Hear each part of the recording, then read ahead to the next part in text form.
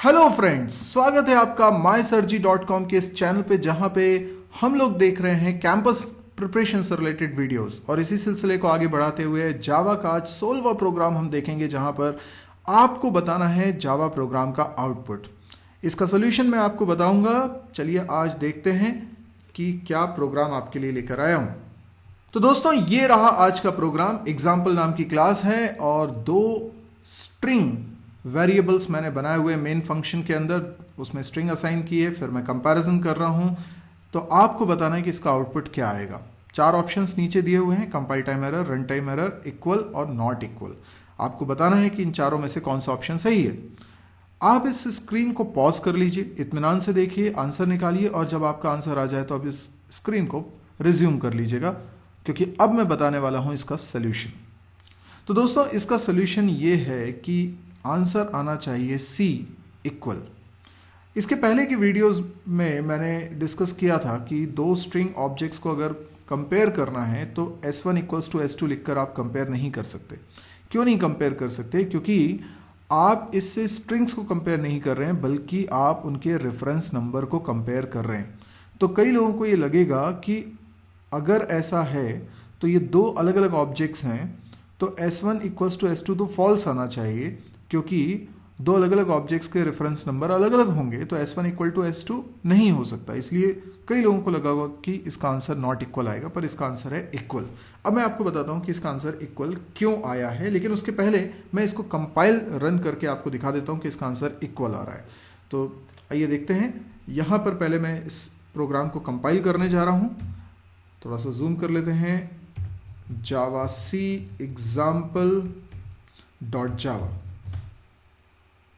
आप देखिए कंपाइल हो गया है जावा एग्जाम्पल, और देखिए इक्वल आ रहा है जैसा कि हमने सोचा था। इसका मतलब है कि इसका आंसर सी इक्वल है। अब रीजन समझते हैं कि ऐसा क्यों होता है। तो देखिए दोस्तों, अगर हम अलग अलग ऑब्जेक्ट्स बनाते हैं तो पहले तो ये समझ लीजिए कि स्ट्रिंग क्लास के ऑब्जेक्ट बनाने के स्पेशल तरीके हैं। यानी एक तरीका तो नॉर्मल वाला है, जैसे यहाँ पर लिखा हुआ है न्यू लगाकर। अगर हम स्ट्रिंग क्लास के ऑब्जेक्ट्स न्यू लगाकर बनाते हैं, जैसा कि हम नॉर्मली जावा में किसी भी क्लास के ऑब्जेक्ट बनाते हैं, तो दो अलग अलग ऑब्जेक्ट्स बनते हैं और दोनों ऑब्जेक्ट्स के अंदर स्ट्रिंग होती है mysurgy।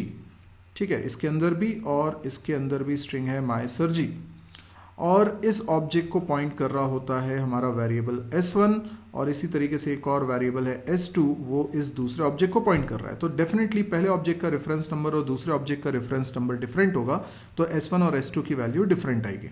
लेकिन जावा में आप स्ट्रिंग क्लास के ऑब्जेक्ट दूसरे तरीके से भी बना सकते हैं, जैसे कि हमने इस प्रोग्राम में बनाया था। यानी हम लिख सकते हैं स्ट्रिंग S1 और डायरेक्टली स्ट्रिंग कॉन्स्टेंट लिख सकते हैं mysurgy। यानी हमने न्यू लिखकर नहीं बनाया, हमने डायरेक्टली बना रहे हैं mysurgy।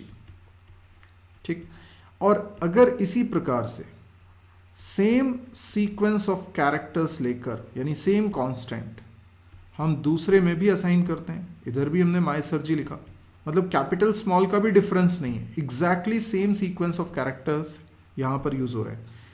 तो जावा में स्ट्रिंग क्लास का जब पहला ऑब्जेक्ट बना और उसका रेफरेंस S1 में गया, और इस पहले ऑब्जेक्ट में mysurgy स्ट्रिंग रखी हुई है, तो दूसरी वाली लाइन चलने पर नए सिरे से ऑब्जेक्ट नहीं बनेगा, बल्कि S2 वेरिएबल भी इसी ऑब्जेक्ट को पॉइंट करेगा। ऐसा क्यों है? क्योंकि स्ट्रिंग क्लास जावा में इम्यूटेबल है। तो स्ट्रिंग क्लास में अगर हम न्यू लिखकर ऑब्जेक्ट नहीं बना रहे हैं, डायरेक्टली कांस्टेंट असाइन करते हैं, तो हमेशा ध्यान रखिए कि अगर सेम सीक्वेंस ऑफ कैरेक्टर्स रहेगा तो नया ऑब्जेक्ट नहीं बनेगा, बल्कि सेम ऑब्जेक्ट को ही ये दूसरा रेफरेंस वेरिएबल भी रेफर करेगा। तो इसमें क्या होता है कि जो रेफरेंस नंबर इस ऑब्जेक्ट का होगा वही रेफरेंस नंबर S1 में भी होगा, S2 में भी होगा। तो अगर आप S1 और S2 का कंपैरिजन करेंगे तो वो तो सेम आएगा। तो यदि आप न्यू लिखकर स्ट्रिंग बनाते तो S1 S2 की वैल्यू अलग अलग होती, लेकिन यहां पर S1 S2 की वैल्यू एग्जैक्टली सेम रहने वाली है। तो आई होप आपको समझ में आ गया होगा। स्ट्रिंग क्लास में ऐसा स्ट्रिंग क्लास में होता है, सभी क्लासेस में नहीं होता है। दोस्तों, यदि आपको ये वीडियो पसंद आया हो तो इसको लाइक ज़रूर करिएगा, शेयर करिएगा, कमेंट्स दीजिएगा और आप सब्सक्राइब तो ज़रूर से कर लीजिएगा इस चैनल को, क्योंकि जैसे ही आप इसको सब्सक्राइब करेंगे, जब भी मैं कोई नया वीडियो पब्लिश करूंगा तो उसका नोटिफिकेशन आपके पास आ जाएगा, ताकि कोई भी वीडियो आपसे मिस ना हो। आपने यदि अभी तक मेरी वेबसाइट mysirji.com को विजिट नहीं किया है तो ज़रूर से विजिट करें। आपको पता चलेगा मैं डेली 2 नए वीडियोस पब्लिश करता हूं। कौन से वीडियो पब्लिश कर रहा हूं, डेली की अपडेट आपको इसी साइट पे मिलती है। आप यहां पर मेरे सारे वीडियोस के लिंक्स बहुत ही ऑर्गेनाइज मैनर में देख सकते हैं। करीब 850 से ज़्यादा वीडियो अभी तक मैं पब्लिश कर चुका हूँ, तो उन सबके लिंक्स आपको मिलेंगे।